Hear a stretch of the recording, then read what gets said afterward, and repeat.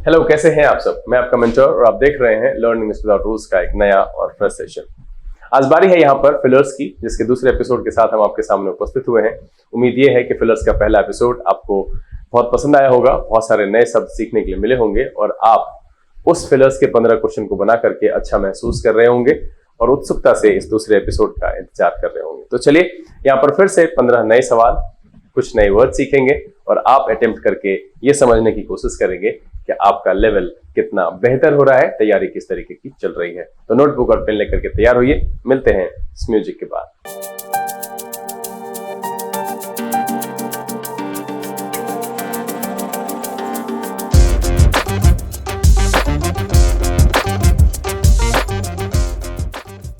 आइए आज सेशन की शुरुआत करते हैं और बारी बारी से इस एपिसोड में लाए गए 15 क्वेश्चन को आपके सामने रखते हैं।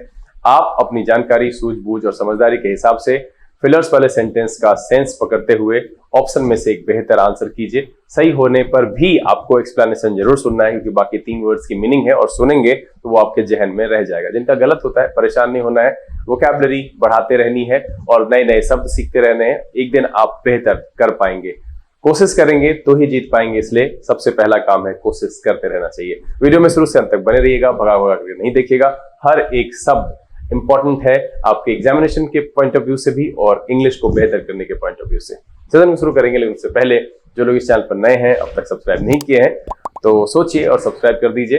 बेल आइकन प्रेस करके नोटिफिकेशन को ऑल पर रखिएगा, ताकि यहाँ से जो भी वीडियो अपलोड होती है उसकी सूचना आपको मिले और कोई भी सेशन मिस ना हो। लाइक और शेयर भी कर दीजिएगा। चलिए सेशन की शुरुआत करते हैं। लर्निंग विदाउट रूल्स के सेशन में एक बार फिर से आप सबका तहे दिल से स्वागत है। उम्मीद है आप सब तैयार होंगे। तो चलिए फटाफट लेते हैं पहला सवाल और आपका समय शुरू होता है अब।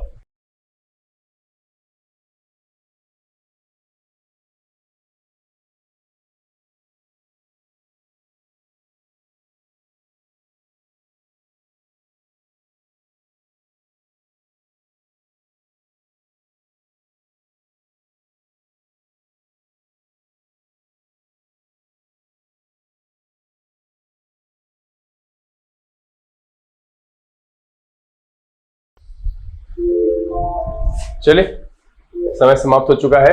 देखिए क्या कह रहा है, some patches of the garden have rich cover of grass now. अब यहां पर है फिल इन द ब्लैंक्स और इसमें मुझे ऑप्शन में दिए गए हैं स्ट्रेचिंग, स्लॉचिंग, स्प्रॉलिंग एंड स्ट्रोकिंग।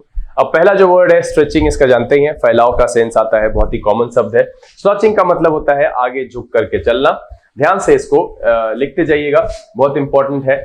आगे झुक करके चलना या भद्देपन से चलना, खड़े होना या बैठना, है ना, जो एक सही तरीका नहीं है बैठने का, उस तरीके से बैठना, चलना या खड़ा होना। स्प्रॉलिंग का मतलब होता है बेतरतीबी से फैला हुआ या पसरा हुआ, ठीक है। और स्ट्रोकिंग का मतलब होता है सहलाना या थपथपाना। तो देखिए 4 ऑप्शन में से जो इसका सही आंसर है वो है ऑप्शन नंबर सी, स्प्रॉलिंग। कह रहा है कि some patches of the sprawling garden have a rich cover of grass now. मतलब जो बेतरतीबी से फैला हुआ था, पसरा हुआ था, जो पैचेस थे, जो अच्छा नहीं लग रहा था, भद्दा लग रहा था, कहीं कहीं वो मतलब रेगुलर नहीं था, तो वहां पर क्या हो गया है कि rich cover of grass now, यानी वहां पर जो है घास बड़ा होकर के वो सघन हो गया है और अब बेहतर दिखता है। तो यहां पर जो आंसर है इसका वो है आंसर नंबर सी, स्प्रॉलिंग। ठीक है, चलिए अगला सवाल और आपका समय शुरू होता है अब।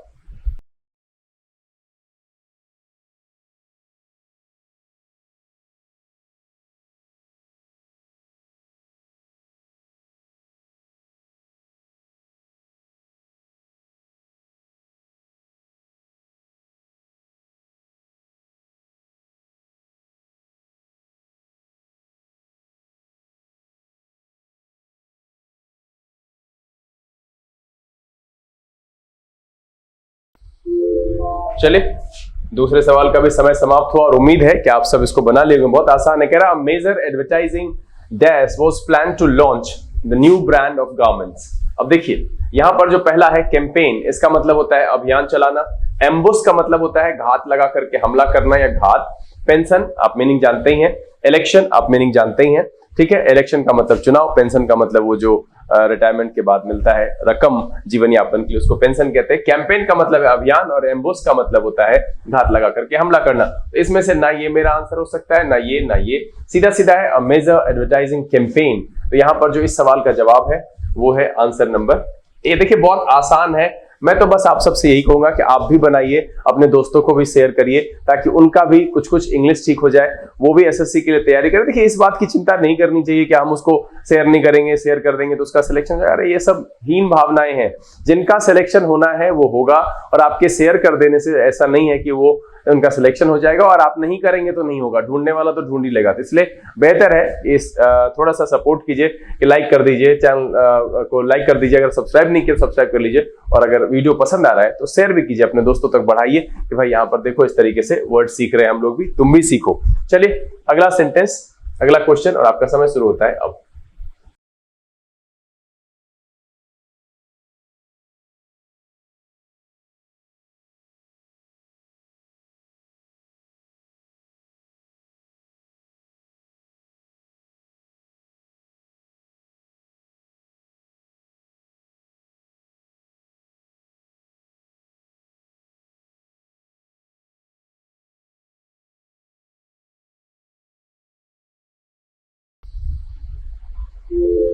चलिए समय समाप्त हो चुका है। क्या कह रहा है? Dash your self with new perfume. क्या कह रहा है? Dash your self with new perfume. अब यहां पर देखिए पहला है प्रॉस्पर। प्रॉस्पर मतलब होता है संपन्न या समृद्ध होना या सफल होना। पैम्पर का मतलब होता है बहुत लाड़ प्यार करना, है ना। प्यूरिफाई का मतलब जानते ही है, शुद्ध करना। और पर्कोलेट का मतलब होता है बूंद बूंद करके टपकना, है ना। पर्कोलेट का मतलब होता है बूंद बूंद करके टपकना। तो देखिए यहाँ पर इसका प्रॉस्पर से कोई मतलब नहीं है, प्यूरिफाई से कोई मतलब नहीं है, इससे कोई मतलब नहीं है। सबसे बेहतर है पैम्पर करने के सेंस में, है ना। तो यहाँ पर जो इस सवाल का जवाब हो जाएगा वो हो जाएगा बी। देखिए बहुत ही आसान है, बस मीनिंग पता होना चाहिए। और अगर मीनिंग पता नहीं है तो इस सेशन में रहने का ये भी फायदा है कि नए नए शब्द आपके साथ जुड़ रहे हैं। तो कहीं ना कहीं एंटोनिम्स, सिनोनिम्स, वर्ड से जुड़े हुए जितने भी सवाल आएंगे उसमें ये मददगार है। फिल इन द ब्लैंक्स तो है ही, प्रीवियस ईयर क्वेश्चन है ही, उसकी प्रैक्टिस हो ही रही है।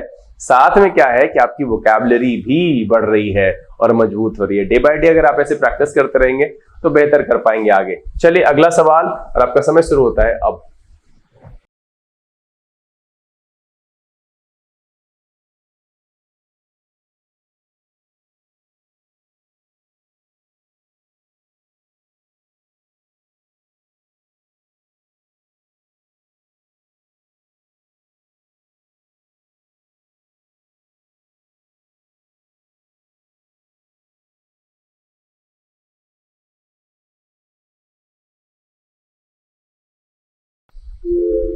चलिए समय समाप्त हो गया। कह रहा है some people were tired of long dash in front of the mall. ठीक है, मॉल के सामने भैया इसमें से क्या होगा? आप अगर मीनिंग आपको पहले बहुत कॉमन है तो ये भी नहीं होगा, इसका मतलब कमर होता है, ये भी नहीं होगा। और इसका मतलब कचरा होता है, इसका मतलब वजन होता है, इसका मतलब होता है इंतजार। ठीक है, महत्व तैयार, है ना, तैयार करना या दाव, ये इसका मीनिंग है। यहाँ पर वेट सबसे सही आंसर है, तो इसका जवाब क्या हो जाएगा? Answer number A. यहाँ पर शब्द की मीनिंग भी बताने की जरूरत नहीं है, सबसे कॉमन शब्द है यहाँ पर। और ये आपका अगर गलत हुआ है ना, तब इसका मतलब है कि ये एक रेड अलार्म है कि आपको सचेत हो जाना चाहिए। पेपर रीडिंग और बेसिक वर्ड्स की तैयारी करना और ढंग से जो है कि स्ट्रैटेजी वाइज आप तैयारी कीजिए, ये बिल्कुल गलत नहीं होना चाहिए। मुझे नहीं लगता कि कोई ऐसा होगा जिसका गलत हुआ होगा। चलिए अगला सवाल, और आपका समय शुरू होता है अब।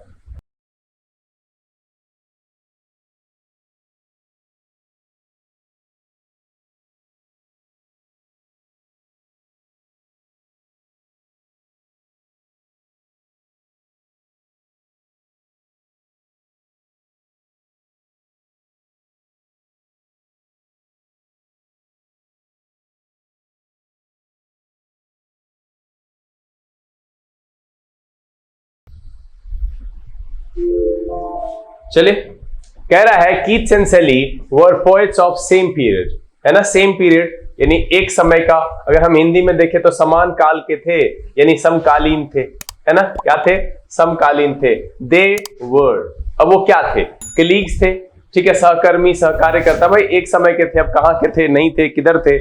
एक ऑफिस में थोड़ी थे कि भाई एक ही पब्लिकेशन में काम कर रहे हैं, ऐसा सोच करके इसका आंसर नहीं करना। एसोसिएट्स मतलब होता है संबद्ध होना, मिलना। कंटेम्पररीज का मतलब होता है, देखिए, समकालीन या समसामयिक। और एक्वेंटेंसेस का मतलब होता है परिचित व्यक्ति, परिचय या जान पहचान। तो यहां पर जो सही मेरा आंसर है वो है कंटेम्पररीज, और आंसर क्या हो जाएगा? Option C. क्या हो जाएगा? कंटेम्पररीज। देखिए कलीग्स का मतलब सहकर्मी या सहायककर्ता, एसोसिएट्स का मतलब संबद्ध होना या मिलना, कंटेम्पररीज का मतलब समकालीन, और एक्वेंटेंसेस का मतलब होता है परिचित व्यक्ति, परिचय या जान पहचान। तो मेरा जो सबसे सही आंसर है वो है कंटेम्पररीज। कंटेम्पररी का मतलब होता है एक ही कालखंड में अगर कुछ हो। समकालीन कहने का मतलब है कि जैसे अभी मैं नरेंद्र मोदी का समकालीन हूं, मतलब उस समय में वो भी है मैं भी हूं, सेम समय में जो होते हैं उसको हम कहते हैं समकालीन। चलिए अगला सवाल लेते हैं और आपका समय शुरू होता है अब।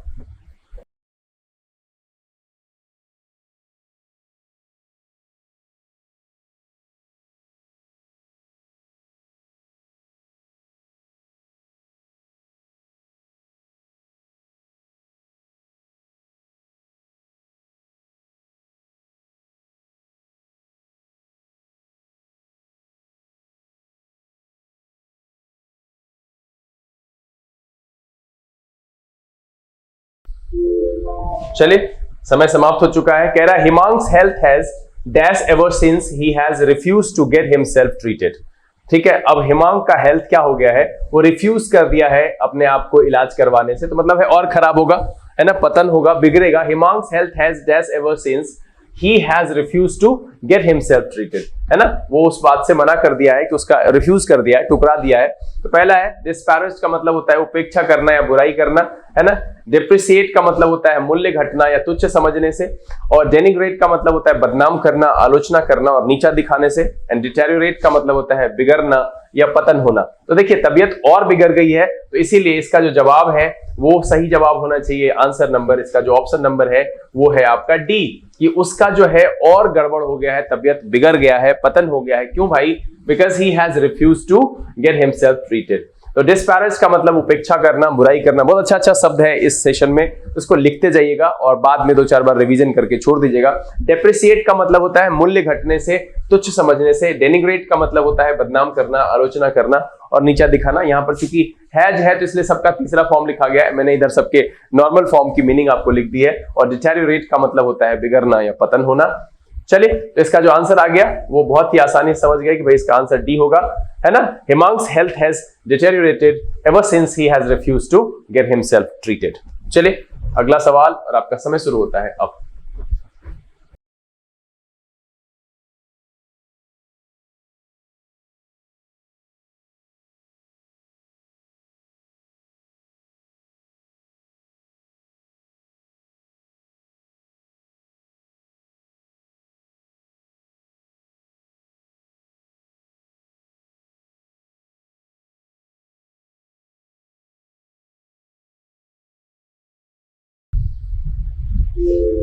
चलिए समय समाप्त हो गया है। बहुत ही आसान ऑप्शन है और बहुत ही आसानी से समझा जा सकता है। कह रहा है use your logical thinking for dash decisions today as you will certainly succeed. Desperate का मतलब होता है हताश, आशाहीन या निराश से। सिवर का मतलब होता है गंभीर, तीव्र या जोरदार से।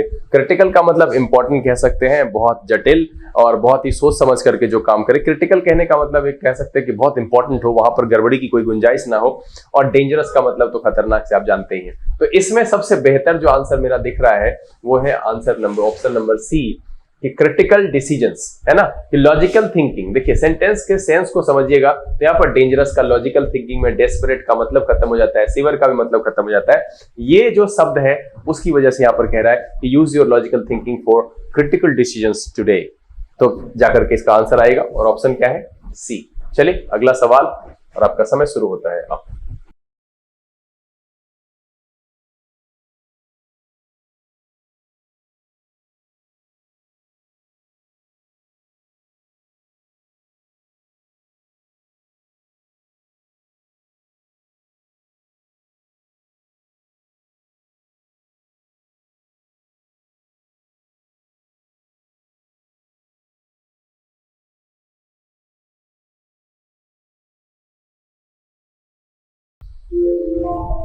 चलिए समय समाप्त हो चुका है और देखिए क्या कह रहा है कि it was difficult to dash Gopal to watch a horror movie. पहला क्या है? कन्फर, है ना। पहला क्या है? कन्फर मतलब होता है परामर्श करना या प्रदान करना। कन्फर का मतलब होता है परामर्श करना या प्रदान करना। परसुएड का मतलब होता है समझाना, मनाना या विश्वास दिलाना। डिसुएड का मतलब होता है रोकना या विदाई से। और कंसल्ट का मतलब होता है राय लेना और विचार विमर्श करना। तो बताइए इसमें क्या सेंस आएगा? परसुएड का मतलब है मनाने से, है ना। यहाँ पर रोकने का सेंस नहीं आ रहा है, बहुत मुश्किल है कि उसको मना ले to watch a horror movie, है ना। It was difficult to persuade Gopal to watch a horror movie, मतलब उसको इतना डर लगता है कि भैया उसको मनाना बहुत मुश्किल है कि आप उसको नहीं समझा सकते हैं कि वो आपके साथ तैयार हो जाए हॉरर मूवी देखने के लिए। तो सवाल का जो जवाब आता है वो है आपका बी। हाँ जी, अभी बहुत सारे ऐसे लोग होते हैं जिनको हॉरर मूवी देख करके डर लगता है, वो ये उनको समझना चाहिए कि भैया ये सिर्फ एक कहानी है और काल्पनिक कहानी है, ऐसा कुछ भी नहीं है। और हिम्मत रखिए, लाइफ में किसी भी तरह की परेशानी हो, चाहे वो हॉरर ही क्यों नहीं है, बेहतर है कि आप उसको फेस करें। डर करके पीठ उस तरफ घुमाने से खतरा खत्म नहीं होता है। और हमेशा देखिए शुतुरमुर्ग के बारे में कहा जाता है कि जब भी वो सामने से कोई खतरा देखता है, बालू में मुंडी घुसेड़ देता है। तो ऐसा करने से खतरा समाप्त नहीं होता है। बहुत सारे इंसान भी इस तरह की हरकत करते हैं कि भैया हम आंख बंद कर लेते हैं, भूत आ गया आंख बंद कर लो, सांप आ गया आंख बंद कर लो। ऐसा नहीं होता है कि आप देखिए, आंख खुली आंख से परेशानी को देखिए, समझिए, परखिए और कैसे बचा जाए, कैसे निकला जाए। यही इंसान की सबसे बड़ी पहचान है कि वो अपने लिए गुफा से रास्ता बनाते बनाते आज देखिए कहाँ पहुंच गया है। तो आपको तो एक छोटा सा एग्जाम क्वालिफाई करना है बॉस, डरते काहे हैं। आराम से कोशिश कीजिए, धीरे धीरे एक एक कदम आगे बढ़ाइए, देखिए सफलता कैसे आपके पास आती है। चलिए अगला सवाल और आपका समय शुरू होता है अब।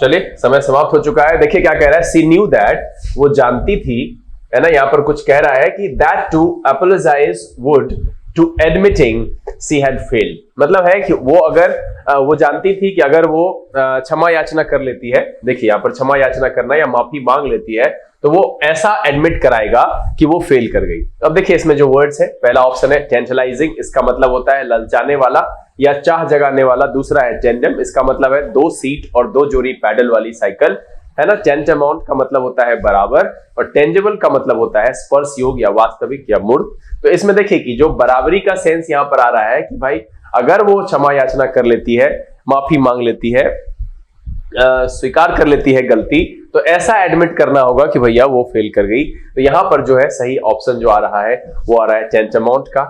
आंसर क्या है? सी। चलिए सभी के सभी नए शब्द थे यहां पर। टेंजिबल आपको पता होगा, टेंजिबल का मतलब होता है स्पर्श योग या वास्तविक। चलिए हम लेते हैं अगला सवाल और आपका समय शुरू होता है अब।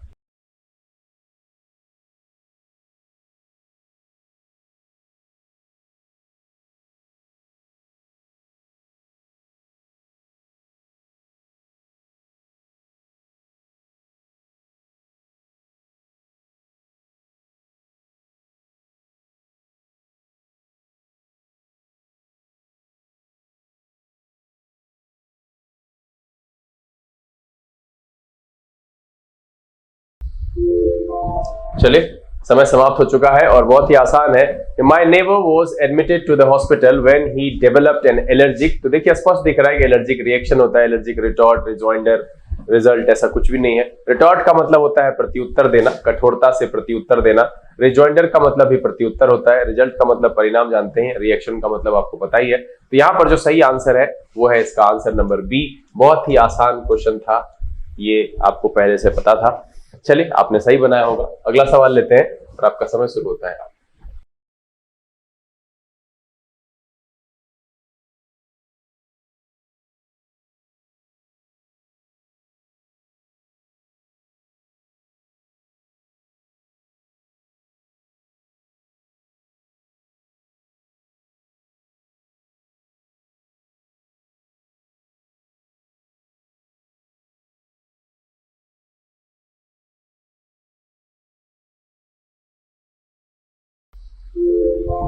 चलिए समय समाप्त हो गया है। कह रहा है क्रेडिट कार्ड डैश। अब देखिए ऐसा है कि सभी लोग इस चीज से आजकल वाकिफ है और डिजिटली अवेयर है। तो क्रेडिट कार्ड फ्रॉड, इसका सही आंसर यहाँ पर है ना, फ्रॉड। चलिए तो यहाँ पर जो फ्रीड है इसका मतलब आजाद और स्वतंत्र से होता है। फ्लेक का मतलब होता है परत करना, टुकड़े टुकड़े होना, हो जाना, यहाँ पर हो जाना, या पागल के सेंस में यूज करते हैं। फ्लूक का मतलब होता है अनायास सफलता या तुक्का से। तो यहाँ जो सही आंसर है वो है इसका answer number option number B है, मतलब है fraud. Credit card fraud has increased in recent years. Fluke का मतलब होता है अनायास सफलता या तुक्का से। फ्लेक का मतलब होता है परत करना, टुकड़े टुकड़े हो जाना या पागल के सेंस में, और फ्रीड का मतलब आजाद या स्वतंत्र से होता है। चलिए हम लेते हैं अगला सवाल और आपका समय शुरू होता है अब।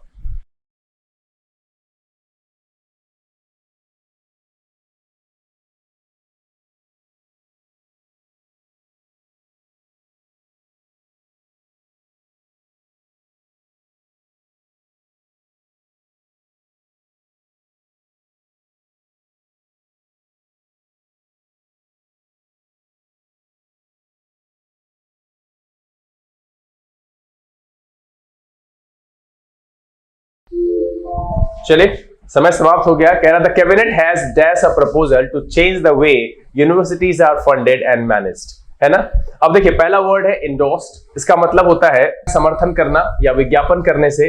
इंडेंजर्ड का मतलब होता है संकटग्रस्त। इंडेयर्ड का मतलब होता है प्रिय बनाना। एंड इवेपोरेटेड का मतलब जानते हैं वास्पित से सेंस आता है। तो यहां पर जो है संकटग्रस्त भी नहीं आएगा सेंस में, ठीक है। इवेपोरेटेड भी नहीं आ रहा है, इंडेयर्ड भी नहीं आ रहा है। तो सबसे जो बेहतरीन ऑप्शन यहां पर लग रहा है, द कैबिनेट हैज इंडोर्स्ड मतलब समर्थन करना, proposal to change the way universities are funded and managed. तो इसका जो सही आंसर है वो है आंसर नंबर ए, इंडोर्स्ड, है ना। The cabinet has endorsed a proposal to change the way universities are funded and managed. चलिए हम लेते हैं अगला सवाल और आपका समय शुरू होता है अब।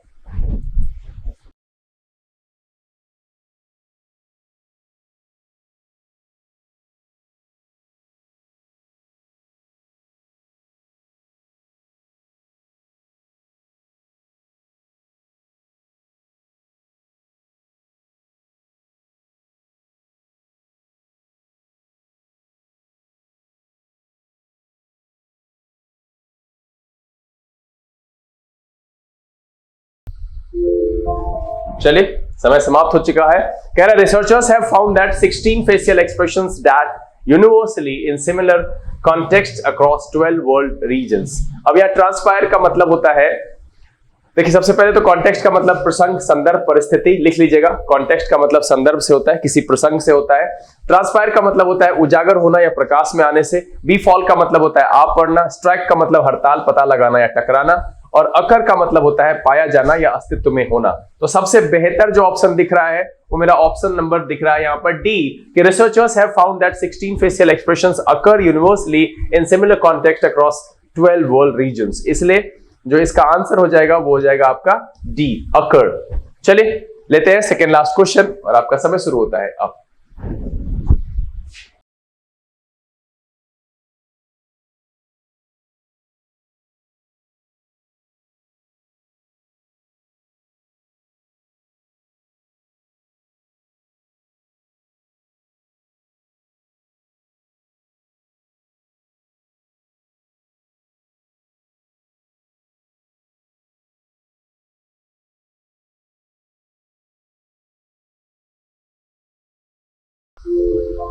चलिए समय समाप्त हो चुका है। कह रहा in addition to understanding the specific issue to be tackled.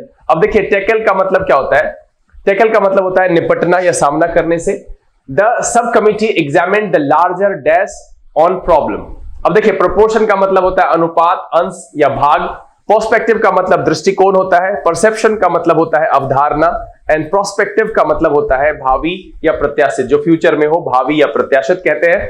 तो यहां पर देखिए कि सबसे बेहतरीन आंसर क्या दिख रहा है? दृष्टिकोण, larger perspective on the problem. कह रहा है कि in addition to understanding the specific issue to be tackled the subcommittee examine the larger perspective on the problem, है ना। ये एक बड़े दृष्टिकोण से, बड़े परिदृश्य पर जो है, बड़े परिप्रेक्ष्य पर उसको जांचने की जो है वो क्या कर रही है? सब कमिटी एग्जामिन, है ना, जांच की है। टैकल किस चीज के लिए भाई? Specific issue to be tackled the subcommittee examine the larger perspective. और इसलिए इस सवाल का जो सही आंसर है वो है आपका बी। तो यहां जो शब्द है प्रोपोर्शन का मतलब होता है अनुपात, अंश या भाग। पर्सपेक्टिव का मतलब दृष्टिकोण होता है, परिप्रेक्ष्य होता है। परसेप्शन का मतलब होता है अवधारणा। एंड प्रोस्पेक्टिव का मतलब होता है भावी या प्रत्याशित। चलिए आखिरी सवाल और आपका समय शुरू होता है अब।